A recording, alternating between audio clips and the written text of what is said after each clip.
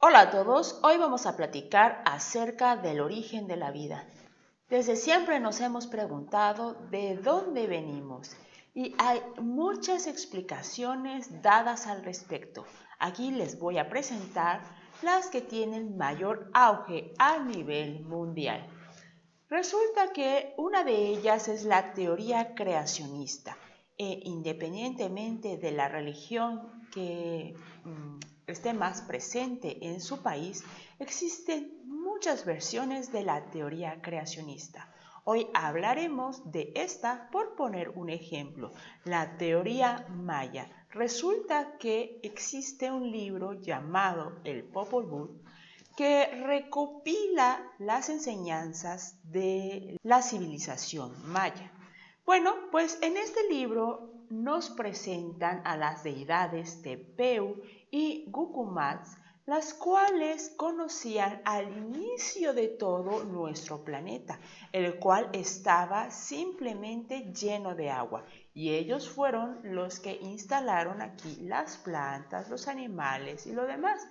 Pero al ver que las plantas y los animales no les rendían pleitesía y no tenían un lenguaje, crearon otros seres, los seres humanos, los cuales ya podríamos hablar y rendirles tributo. Bueno, pues esta, como muchas, son las teorías creacionistas. Ahora, pues depende de nosotros si les damos relevancia o no. Pero existen muchas otras teorías. Vamos a ver cuáles. También existe la panspermia, la cual fue ya descrita en la antigüedad, por ejemplo, por Anaxágoras. Sin embargo, fue hasta 1865 que se dio el término, o sea, se acuñó por Hermann Richter. Bueno, el término está compuesto de dos partes. La primera dice pan y significa todo. Y luego spermia, que significa semilla. Entonces, lo que dicta esta teoría es que una semilla que vino del espacio dio origen a toda la vida. ¿Y cuáles son los problemas de que una semillita haya sido el origen de la vida? Pues resulta que si nosotros pensamos en los astronautas, tienen este traje súper gordo y muy equipado. ¿Por qué será? Porque allá afuera no hay tanto oxígeno, tal vez sea eso, pero si eso fuera con un simple tanquecito de oxígeno, ya tendrían suficiente. Pues no, es porque allá en el exterior existe muchas radiaciones de las cuales nosotros estamos protegidos, nuestro planeta, por el campo magnético y también por la atmósfera. Entonces, que una semillita con la vida haya sobrevivido en el espacio para después caer en la Tierra, no es tan probable. Además, otra situación es que cuando, por ejemplo, los meteoritos, que son rocas gigantes, atraviesan nuestra atmósfera, siendo aún tan grandes, se queman. Y esto es por la fricción que genera con nuestra atmósfera al ingresar. Ahora imagínense lo que le ocurriría a una simple semillita, pues quedaría achicharrada. Así que no se ve tan probable, pero veremos después con más evidencia qué es lo que pensamos en la actualidad. Pasamos a otra teoría, la teoría de la generación espontánea. Esta fue propuesta por Aristóteles y tenía muchos seguidores importantes. La teoría de la generación espontánea explicaba que de la materia orgánica inerte, es decir, sin vida, podía aparecer después o generarse la vida. Por ejemplo, decían que a partir de un tronco que estaba ahí caído, después del tiempo iba a aparecer, por ejemplo, un cocodrilo. O que del rocío de las plantas es de donde surgen los pulgones. Y de esta manera tenían muchas recetas para la generación de vida. Por ejemplo, decían que si amontonábamos ropa y poníamos granos, al cabo de unos cuantos días podríamos tener ratones. Suena algo predecible. Pero también tenían recetas mucho más complicadas que podemos encontrar por ahí en internet para la generación de humanos o de humanos pequeñitos a los que se les llama homúnculos. ¿Les suena? Pues bueno, esta teoría no parece que tenga mucho fundamento y más bien podemos encontrar una explicación lógica. Pero, sin embargo, muchos científicos de la época pensaban que era real y después de siglos seguían otros científicos muy reconocidos hasta nuestros días pensando que esa era la teoría buena. Por ejemplo, Descartes, Bacon, inclusive Newton. El excelente científico Newton creía en la generación espontánea. Entonces había otros que no creían en esto y que le encontraban una explicación lógica al fenómeno, como Francisco Redi. Entonces realizó algunos experimentos para poder explicarle a la población que la teoría de la generación espontánea es falsa. Por ejemplo, puso frascos con carne. La carne sería la materia orgánica inerte. Y entonces algunos los tapó con un corcho y otros no. Y entonces en los que no tapó vio que aparecían moscas y en los que sí tapó no aparecían. Esto significa que, como nos podemos imaginar, no es que, por ejemplo, si dejamos ahí la ropa y unos cuantos granos, salga de la ropa y unos cuantos granos los ratones, sino que en algún descuido, pues los ratones fueron atraídos hacia la comida y llegaron desde el exterior. Y lo mismo pasó con las moscas. No es que las moscas hayan aparecido aquí mágicamente a partir de la carne, sino que pudieron llegar, pero del exterior. Entonces significa que la vida no proviene de la materia inerte, sino la vida proviene de la vida. Y pues este experimento convenció a algunos, pero no a todos. Entonces, pues seguimos tratando de encontrar evidencia para demostrar a las personas que esta teoría era falsa. Después, Anton van Leeuwenhoek hizo un descubrimiento extra.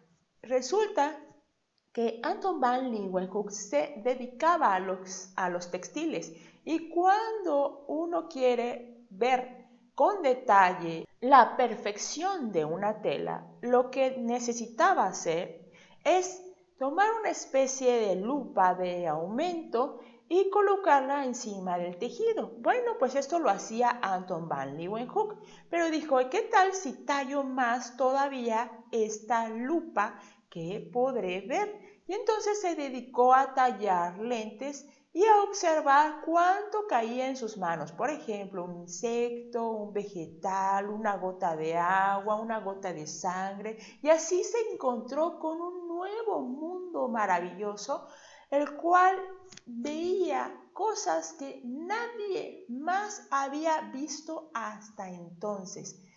Estos organismos que eran pequeñitos y parecían animales, pues se movían. Entonces, por ser pequeñitos, él les llamó animalucos. Y su fama se extendió por la alta sociedad. La reina quería ver esos animalucos, pero Anton van Leeuwenhoek preservaba con celo su invento. Entonces no prestaba su microscopio. Si querían ver ellos los animalucos, tenían que ir hasta él para que él les enseñara los animalucos en su microscopio. ¿Cómo era el microscopio? Bueno, este fue el primer microscopio el que inventó Anton van Leeuwenhoek. Y bueno, era como una especie de paleta donde está incrustada la lente que él tallaba, Anton van Leeuwenhoek, y aquí se colocaba la muestra. Veremos un esquema más. Entonces, aquí colocamos la muestra y del otro lado se coloca el ojo, ¿no? Aquí observamos y vemos aquí lo que está de este lado, pues magnificado. Así podríamos ver las gotitas de sangre y dentro los eritrocitos, o el agua y dentro los animalucos. Bueno, pues continuamos con los avances y Robert Hooke diseñó el primer microscopio, pero compuesto. Entonces, el microscopio fue inventado por Anton van Leeuwenhoek, pero él ya lo hizo compuesto, es decir, que no nada más constaba de una sola lente, sino que constaba de varias. Y así, pues, el aumento de la muestra podría ser mayor. El microscopio compuesto era un tubito donde aquí se presentaban las lentes y acá la muestra. Bueno, aparte de ello, Robert Hooke dio otras aportaciones. Observando el corcho se dio cuenta de que el corcho estaba compuesta por celdillas, o sea, por circulitos, un montón de circulitos. Si ustedes han visto un corcho, es lo que lo componen. Y esos circulitos les llamó celdillas. Y eso es lo que significa célula.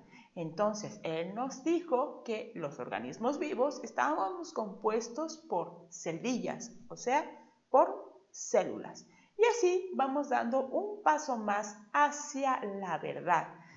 Entonces, ya con algunos conocimientos, pues si ustedes ven siglos después o tiempo después, podemos ver que Lázaro Spallanzani realizó otro experimento. Él colocó caldo y lo puso a hervir. Para entonces ya sabíamos que existían los animalucos o, como los conocemos en el momento, los seres microscópicos, es decir, entes vivos que son muy pequeños y aunque no los podamos ver a simple vista, existen, están vivos, ya lo sabemos. Muy bien, pues ahora también sabemos que al calentar el material, los microorganismos se mueren. Entonces él dijo, bueno, voy a hacer algo parecido a lo que hizo Francisco Redi, pero para garantizar que aquí no había ni siquiera esos organismos microscópicos, entonces, pues, digamos, los quemó a los organismos microscópicos. Entonces, ya no iban a estar. Su caldo, en este momento, ya iba a estar estéril, es decir, sin nada de vida. Bueno, pues a continuación, uno de los matraces que tenían el caldo estéril lo dejó abierto y el otro lo cubrió. El calor que le dio a estos caldos fue suficiente. Fue, por ejemplo, por 1 hora para que de verdad se murieran todos los microorganismos que estaban aquí adentro. Y entonces, cuando uno lo destapó, o sea, uno lo dejó abierto y el otro lo selló, pues se dio cuenta de que ni siquiera esos microorganismos, o sea, seres diminutos, podían aparecer en el matraz que estaba sellado. Sin embargo, en el otro matraz que no estaba sellado, que el que estaba abierto, sí pudieron ver después microorganismos. Entonces, incluso los seres más pequeños vienen de afuera, no vienen de la materia inerte, no surgen ahí, sino que surgen del exterior o vienen del exterior y aquí simplemente se multiplican. Todo parecía muy bien. Otra vez, algunas personas ya estaban conformes con esta explicación, pero siempre hay la persona que no está conforme. Y uno de ellos fue el sacerdote John Needham. Entonces, un siglo después, todavía no estaba conforme con la explicación de Lázaro Spallanzani y realizó el mismo experimento. Pero la diferencia es que él calentó como por unos 2 minutos el caldo y dijo, ven, uno lo tapé y el otro está destapado. Y de todas maneras, en ambos apareció la vida. Sí, pero como lo calentaste 2 minutos, pues en realidad no habías matado absolutamente a todos los microorganismos del matraz. Otra de las cosas que dijo es que, bueno, entonces lo que pasa es que cuando lo tapas, hay una cosa que se llama la fuerza vital. No estás dejando entrar a la fuerza vital, no a la vida, sino a la fuerza vital. Y entonces la fuerza vital eran como unos polvos mágicos de la esencia de la vida y por eso nos estaba generando la vida. Y entonces dijo, oh, qué barbaridad. Pues bueno, tiempo después, otro siglo después, Luis Pasteur vino al rescate, por fin. Y entonces Luis Pasteur diseñó otro tipo de experimento. Igual calentó caldo en matraces, pero sus matraces eran un poco distintos. Resulta que los matraces eran como el que vemos aquí en el número 1 y aquí estamos agregando el caldo. Lo siguiente que realizó es torcer mediante el calor el vidrio para generar esta onda que se llama cuello de cisne. Entonces los matraces se llaman matraces de cuello de cisne.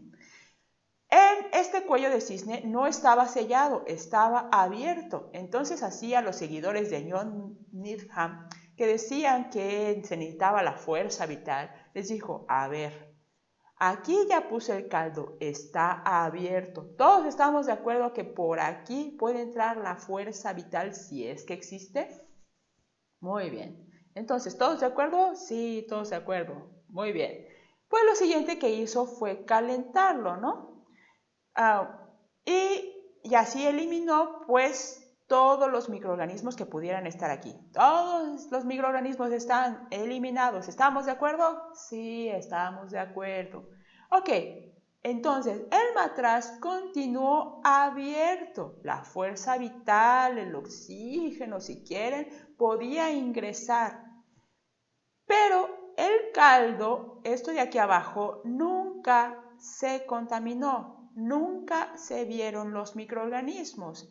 Entonces dijo, ven, es que de la materia inerte, de esto que ya no tiene nada de vida, no surge la vida. ¿Y qué es lo que había pasado? Pues que efectivamente, digamos, el oxígeno puede entrar, pero los microorganismos también iban a poder caer, pero los microorganismos son seres diminutos, no tienen alas y patitas para recorrer más espacios, sino que simplemente caían y quedaban atrapados aquí.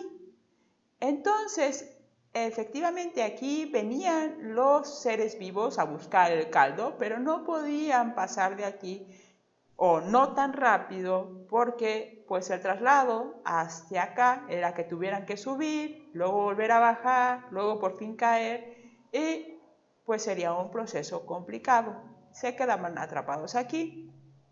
Entonces al romper el cuello de cisne pues se comprobaba que aquí había seres vivos, estos que venían de afuera, pero aquí pues no llegaron a caer aquí. Entonces, pues la materia inerte no generó vida. Y por fin la comunidad científica, al menos porque sabemos que siempre hay personas detractoras, pero la comunidad científica ya quedamos completamente conformes y nos parece una prueba más que suficiente de que la vida proviene de la vida. Entonces ya, digamos que si ustedes son científicos, superamos ese tema y de todas maneras nos preguntamos, ok, no viene de ahí, ¿de dónde viene? Y para eso se analiza la característica de la Tierra. Entonces les ocurrió a Oparin y Haldane, cada quien por su lado, que las condiciones en las que estaba la Tierra primitiva, sabemos que pues no había vida, pero había una alta actividad. Por ejemplo, la atmósfera no estaba bien formada, tenía una alta temperatura, había agua, etc. Entonces el calor de los volcanes, los meteoritos impactando, sin atmósfera y todo esto era muy propicio de que generara la vida. Bueno, a este tipo de cosas se les llama procesos prebióticos. Es decir, estos procesos que se necesitan para generar, primero, los compuestos de los que está hecho la vida. Y pues Urey y Miller, tiempo después, diseñaron un experimento en el cual simularon las condiciones de la vida en aquellos tiempos para ver si efectivamente se podían generar al menos los compuestos de la vida. Entonces colocaron en matraces pues que el agua, etcétera, luego vieron que, pues dicen que había rayos, ¿no? Radiación, calor, etc. Entonces, simplemente colocaron eso, no colocaron nada vivo, no colocaron ninguna materia orgánica, o sea, ningún aminoácido ni nada de esas moléculas. Y entonces simplemente colocaron el agua, el calorcito, la radiación y efectivamente, o sea, elementos separados, efectivamente después pudieron obtener compuestos orgánicos. Y entonces dijeron, sí, pues entonces la hipótesis de Oparin y Haldane, que propone que en las condiciones de la Tierra en aquel entonces se puede generar la vida, pues tienen razón, sí se pudo haber generado ahí las moléculas que componen la vida. Entonces, como estaba ahí todo revuelto, que la agüita, algunos elementos, a eso se le llamó la sopa primigenia. Pero bueno, vamos a ver otro detallito que se necesita para generar la vida. Ya tenemos las moléculas orgánicas, o sea, digamos, como los legos individuales para formar algo más grande. Para formar, finalmente, no sé, el ADN, luego las proteínas, luego una célula, muchas células y finalmente, bueno, un ser vivo complejo. Pero, ¿cómo se da esta primera interacción de que estén ahí separados los componentes a que se junten? A eso se le llama los procesos protobióticos.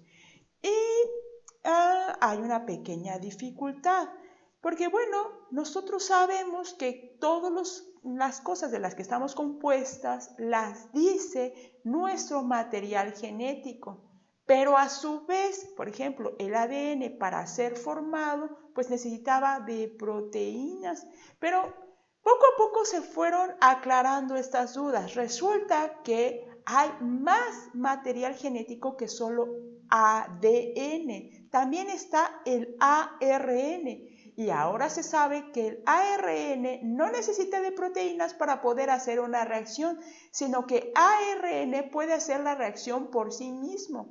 Entonces, pues puede ser plausible que a partir de una molécula de ARN, ella fuera la que juntara, digamos, los pedacitos para hacer una proteína funcional y las demás partes de la vida.